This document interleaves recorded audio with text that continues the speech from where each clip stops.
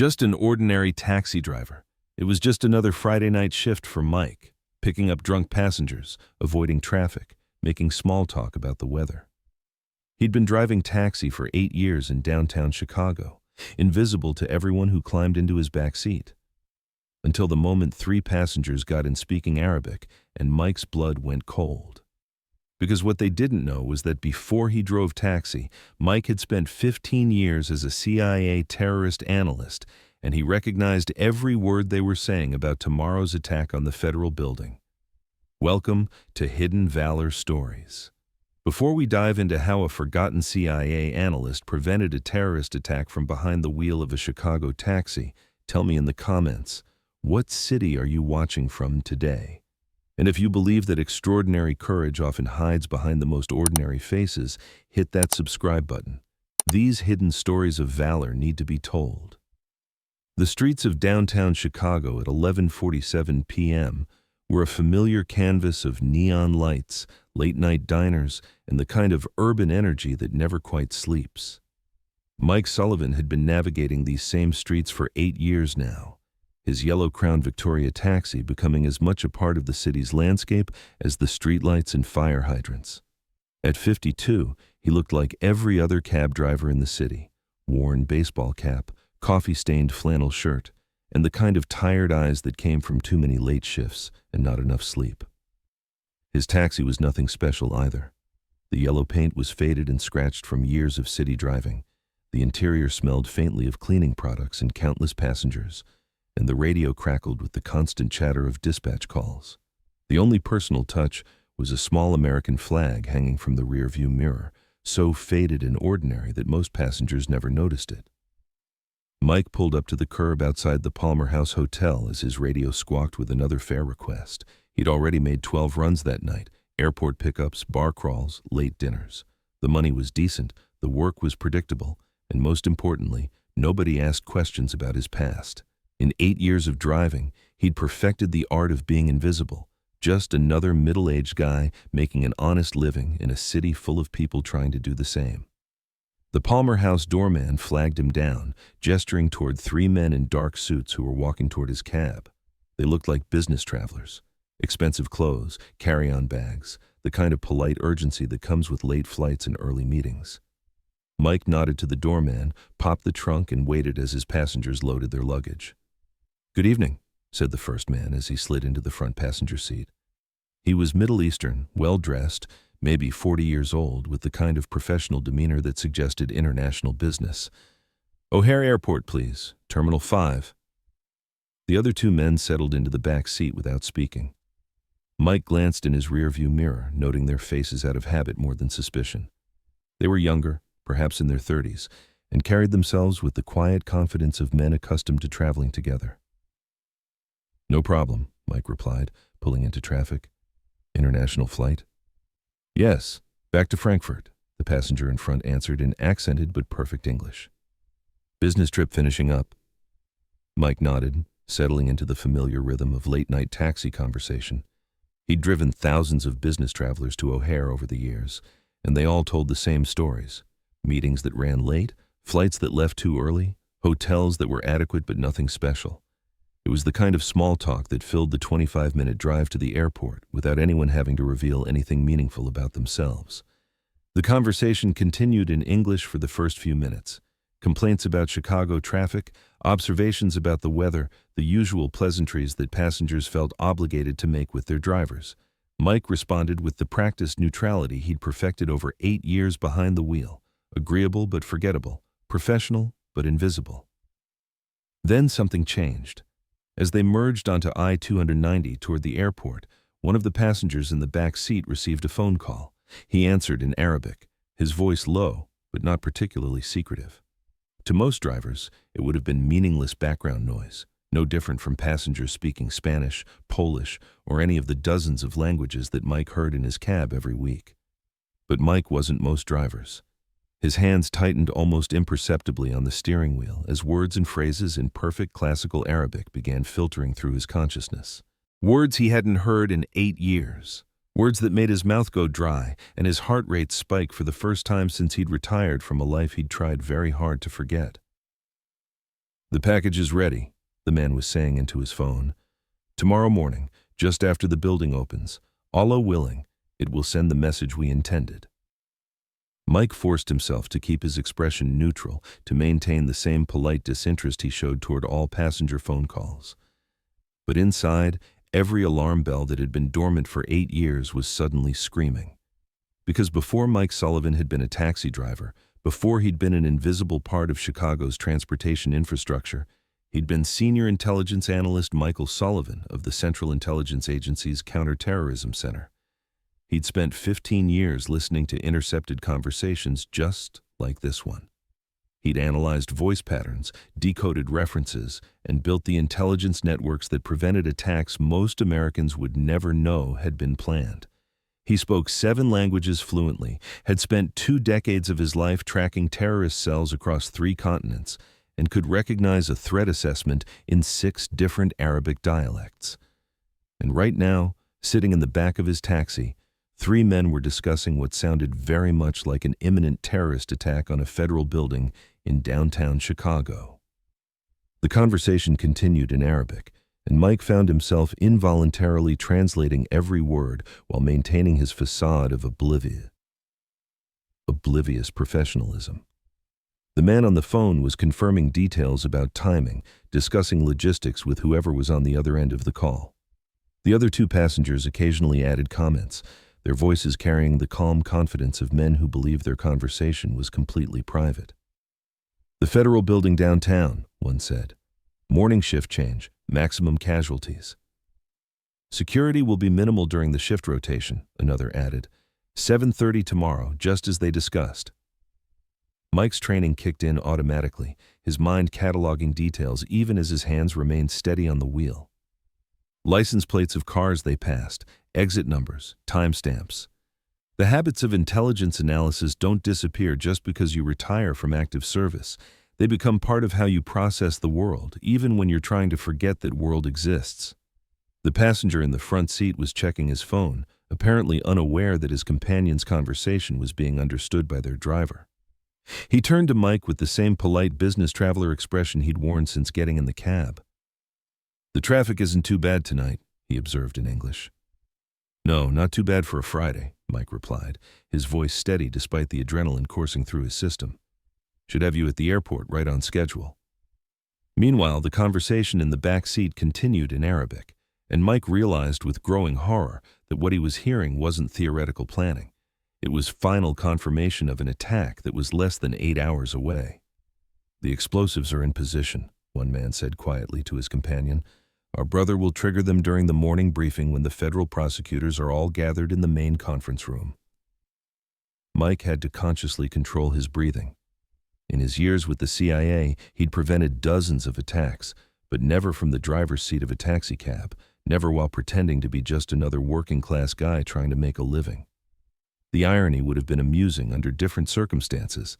The analyst who'd spent his career sitting behind a desk in Langley, Virginia, was now the only person in a position to overhear and understand a plot that could kill dozens of innocent people. The federal building they were discussing was the Everett McKinley Dirksen Federal Building, a 30-floor office complex in the Loop that housed multiple agencies including the U.S. Attorney's Office, FBI field offices, and various federal courts. Mike knew the building well, not from his taxi driving, but from his intelligence career. He'd attended briefings there, met with federal prosecutors, and understood its security protocols better than most of the people who worked there. If these men were telling the truth, if their attack was scheduled for 7:30 a.m. during shift change, they were targeting one of the most densely populated periods in the building's daily cycle. Morning briefings, shift rotations, early court sessions. It would be chaos and casualties would be devastating. The conversation in Arabic continued, and Mike realized he was listening to 3 men saying goodbye to each other before what at least one of them believed would be a martyrdom operation. The man on the phone was confirming final details, but he was also speaking with the formality of someone who didn't expect to make many more phone calls. "Give my regards to my family in Frankfurt," he said to his companions. "Tell them I died serving Allah's will." Mike had heard similar conversations dozens of times during his CIA career, but always through electronic intercepts, recorded on surveillance equipment, analyzed in the safety of government offices thousands of miles from the target. Never had he been sitting 3 feet away from the speakers, pretending to care about traffic conditions, while 3 men finalized plans to commit mass murder in his city. The airport exit was approaching, and Mike realized he was facing a decision that would define not just the next few hours, but possibly the rest of his life. He could drop these passengers at the airport, watch them disappear into the international terminal, and then spend the rest of his night wondering if what he'd heard was real.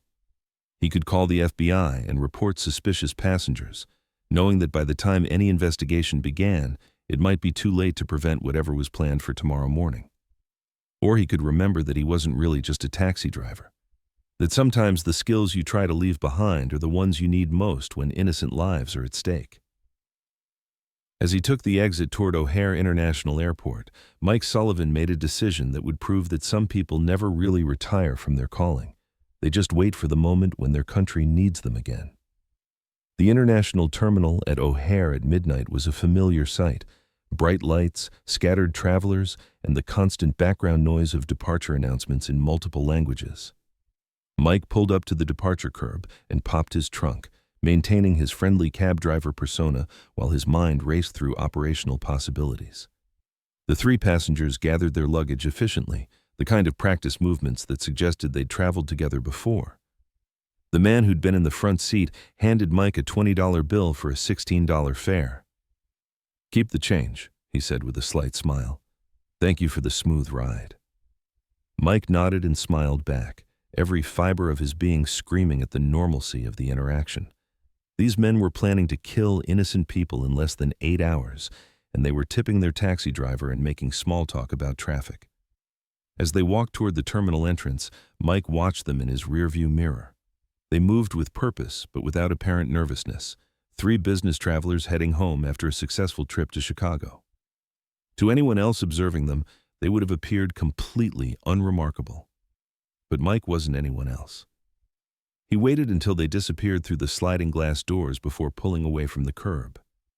Instead of heading back downtown for another fare, he drove to the airport's cell phone waiting lot and parked under a flickering streetlight.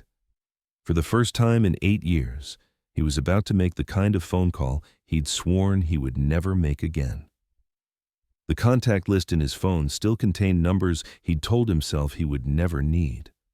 CIA emergency hotlines, FBI counterterrorism divisions, Homeland Security liaisons, the digital infrastructure of a life he'd tried to leave behind. His finger hovered over a number he hadn't called since his retirement ceremony 8 years earlier. Special Agent Jennifer Walsh, FBI, Chicago Division, Counterterrorism Task Force. They'd worked together on 3 major cases during his CIA years, and she was one of the few people who'd understood his decision to disappear into civilian life after 2 decades of intelligence work. The phone rang twice before a familiar voice answered, alert despite the late hour. "Walsh?" "Jennifer, it's Mike Sullivan." There was a pause, and Mike could hear the surprise in her voice when she responded. "Mike? Jesus, it's been what, 8 years? What are you doing calling me at midnight?" "I need to report a credible terrorist threat against the Dirksen Federal Building, scheduled for tomorrow morning at approximately 7:30 a.m. The change in Jennifer's tone was immediate and professional. "Are you certain about this intelligence?" "I just overheard 3 men in my taxi discussing final attack preparations in Arabic. They mentioned explosives already in position, targeting federal prosecutors during morning briefings, and timing it for shift change to maximize casualties." "Your taxi?" Jennifer's confusion was understandable. "Mike, what the hell are you talking about? Last I heard you'd retired to—" "I drive cab now," Mike said simply. 8 years. Tonight I picked up 3 passengers at the Palmer House, dropped them at O'Hare Terminal 5. They thought their conversation was private. There was silence on the line as Jennifer processed what she was hearing. Mike could imagine her mental calculations, weighing the credibility of intelligence from a retired CIA analyst against the impossibility of the circumstances under which he'd obtained it. "You're certain about the translation? Your Arabic is still solid?" "Classical Arabic, probably Syrian dialect based on accent patterns. 15 years of experience analyzing exactly this kind of conversation, Jennifer. This isn't a maybe. This is happening." Okay, Jennifer said, and Mike could hear her moving, probably getting dressed and preparing to mobilize a response team. I need everything you can remember. Names, physical descriptions, anything they said that might indicate their operational structure. Mike closed his eyes and let his analytical training take over, reconstructing the conversation with the precision that had made him one of the agency's most reliable terrorism analysts. 3 males, ages approximately 35 to 45, Middle Eastern appearance, well-dressed professional attire. The apparent leader was sitting front passenger seat, spoke English with German-influenced accent, claimed to be returning to Frankfurt. The other 2 spoke Arabic with what sounded like Syrian regional markers. He continued with every detail he could remember: physical descriptions, conversation fragments, behavioral observations.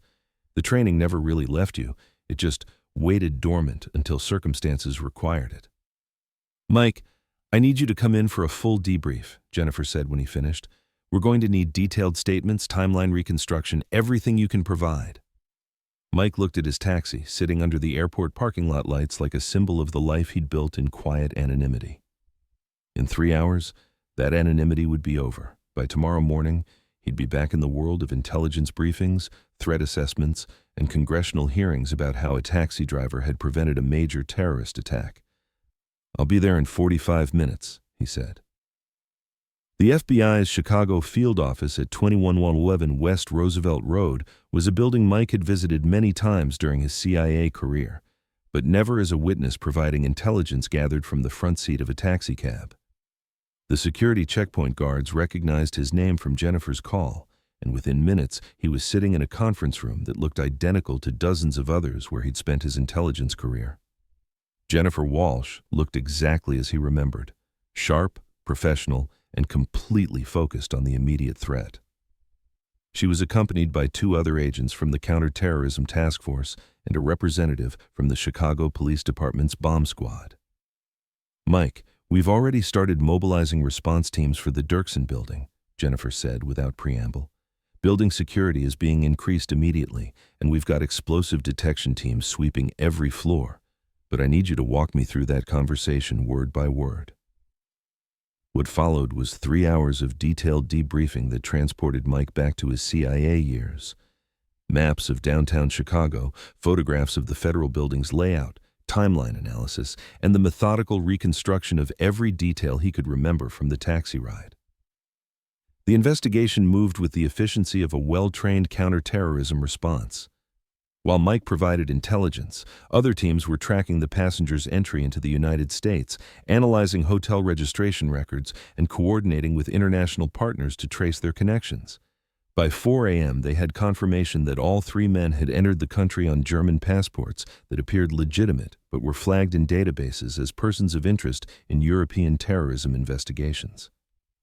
By 5 a.m., explosive detection teams had found evidence of recently installed devices in the Dirksen building's main conference room, exactly where Mike's passengers had indicated.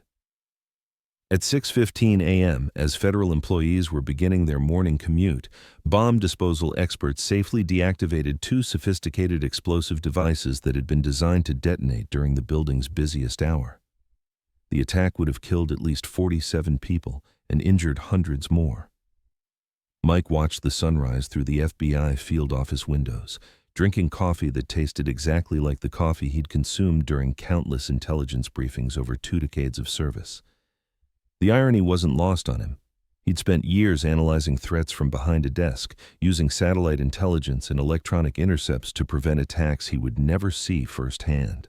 Tonight, he'd prevented the deadliest terrorist attack in Chicago's history from the driver's seat of a taxicab. The 3 suspects were taken into custody at Frankfurt Airport, Jennifer reported as she returned to the conference room. German authorities are cooperating fully, and we've identified their connections to a larger cell that's been under surveillance for 6 months. Mike nodded, recognizing the satisfaction that came from successful counterterrorism operations. It was a feeling he hadn't experienced since retirement, and one he'd forgotten he missed. "What happens now?" he asked. Jennifer looked at him with the kind of expression that suggested she was about to deliver news he might not want to hear. "Now you become a federal witness in one of the most significant terrorism cases in recent history. Your testimony will be crucial for prosecution, and your identity as the source of the initial intelligence is going to become public record." Mike had expected this, but hearing it confirmed made the reality unavoidable. His 8 years of anonymity were over. By tomorrow, every news organization in the country would know that a retired CIA analyst working as a Chicago taxi driver had overheard and prevented a major terrorist attack. "No more quiet nights driving cab," he said. "Probably not," Jennifer agreed. "But Mike, what you did tonight saved dozens of lives. You prevented an attack that would have been devastating not just for Chicago, but for the entire country's sense of security." As Mike left the FBI field office that morning, the sun was fully up, and Chicago was beginning another day that its residents would never know had almost been one of the darkest in the city's history. The Dirksen Federal Building was opening for business as usual, its employees unaware that their lives had been saved by a taxi driver who'd recognized a threat in a language most of them didn't understand. Mike drove his taxi back to the garage where he'd kept it for 8 years, past the same streets and landmarks that had defined his quiet civilian life. But everything looked different now, viewed through the eyes of someone who was no longer hiding from his past but embracing the reality of who he'd always been. He parked the cab and sat for a moment in the driver's seat, looking at the city he'd called home for 8 years. Tomorrow, reporters would want to interview him. Government officials would want to debrief him. The story of the taxi driver who'd prevented a terrorist attack would become part of Chicago's history, and his anonymous life would be over forever. But as he locked the cab and walked away, Mike realized he felt more like himself than he had since retirement. Because some callings don't end when you change careers. They just wait patiently until the moment your country needs you to remember who you really are. 3 months later, Mike testified before Congress about the importance of maintaining human intelligence capabilities and language skills in counterterrorism operations. 6 months later, he was back at CIA headquarters in Langley, not as a taxi driver who'd stumbled into a terrorism plot, but as senior consultant Michael Sullivan, helping to train a new generation of analysts. The taxi was sold to another driver who needed work and didn't ask questions about its previous owner. But sometimes, when Mike was stuck in Washington traffic during his commute to Langley, he would think about those 8 years of quiet anonymity, driving the streets of Chicago and listening to 1,000 conversations that meant nothing. Except for that one Friday night, when being invisible had made him the only person in the right place at the right time to hear what needed to be heard. Because that's what Hidden Valor Stories is all about, discovering that extraordinary courage often wears the most ordinary disguise, driving through familiar streets until the moment when everything familiar becomes the backdrop for something extraordinary. Mike Sullivan proved that you never really retire from protecting your country. You just wait for the moment when your country needs to remember who you've always been underneath whatever uniform you're wearing, whether it's a business suit in Langley, Virginia, or a coffee-stained flannel shirt behind the wheel of a Chicago taxi cab. Sometimes the most important intelligence comes not from sophisticated surveillance equipment or classified intercepts, but from a forgotten analyst who learned to be invisible until the moment when being invisible made him the most important person in the city. And sometimes the difference between tragedy and safety is nothing more than one person who understands that true service never really ends. It just changes vehicles.